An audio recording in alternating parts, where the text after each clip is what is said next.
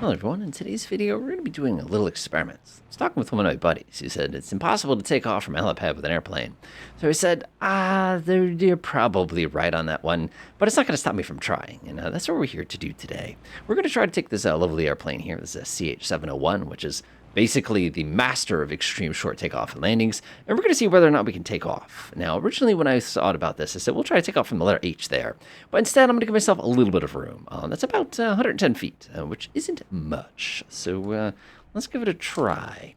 So what I'm going to do is I'm going to go ahead and disengage my park and brake here. I'm going to apply full power. I'm going to go ahead and give the control a nice little tug there, do a little kind of place like this, and what we're going to do is we're just going to hold the aircraft at my takeoff attitude, and we're going to get in the air.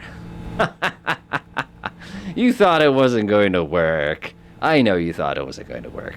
But believe it or not, aircraft like this really do have 100-foot takeoff capacity. Now, if it was a little bit colder day and this aircraft were a little bit lighter, we'd actually have an even better takeoff capacity. Now, I know what you're thinking now. You're like, well, that was a dumb demonstration. I wasted my YouTube ad time for that. Well, I'll waste it some more. So then, of course, the conversation continued, and we said, well, okay, so you can do a helipad. Are there any things you can't take off from? So I said, well, what about a building? Wouldn't it be neat to kind of take off from a building? So, of course, I brought my CH-701 up here. Slew, by the way, if you're trying to recreate this experiment. Y key on your keyboard. You'll have no problem. So, of course, I said, well, it depends on how you look at it. Are we talking just kind of going off the side with the airplane? Or we're going to have like a little run-up before we get in the air? And he's like, no. You should have no problem. There's plenty of air available to just kind of go right off the side. So we're going to recreate that experiment. So I'm going to go ahead and give it full power here. I'm going to release my parking brake, and we're going to drive right off the side. No problem. No problem at all. As a matter of fact, that was probably the easiest landing so far. Or takeoff, I should say, so far. So, of course, then he turns around and says, all right, you've made your point. If you have a light enough airplane, you can pull off all these things. But can you land on the helipad that you took off from? All right, I said, I'll try. We'll go ahead and, again, take one of the slowest airplanes around here. There actually are slower airplanes than this. Of course, could have used a powered parachute for this process, but I chose the 701 for it instead. Looking at my back there, that looks like a really small target to try to hit here. So I'm actually going to pull the nose up.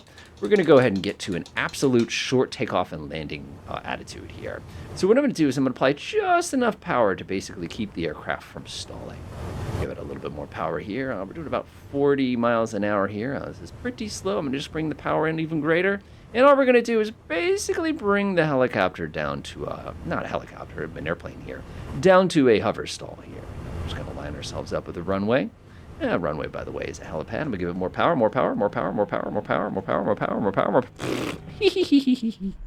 Then, of course, him being my friend said, oh, that one doesn't count because, you cheated there. You regenerated. You came back to the ground. I'd say, wow, it wasn't really lined up to begin with. And then, of course, we try it again. We've got the flaps all the way down on this thing. And we aim for that big old H there. We pull the nose up at the last second. We hold the brakes. And you can see we're able to land about in the same distance that we took off from.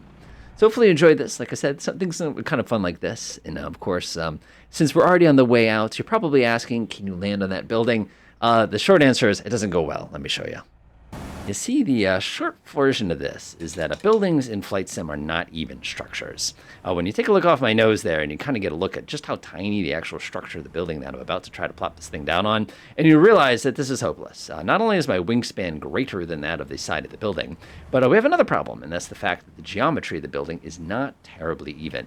So even though theoretically we might be able to pull something off like this if they took all the kind of walls and stuff out of the way, this is not a recommended procedure. Oh! Enjoy.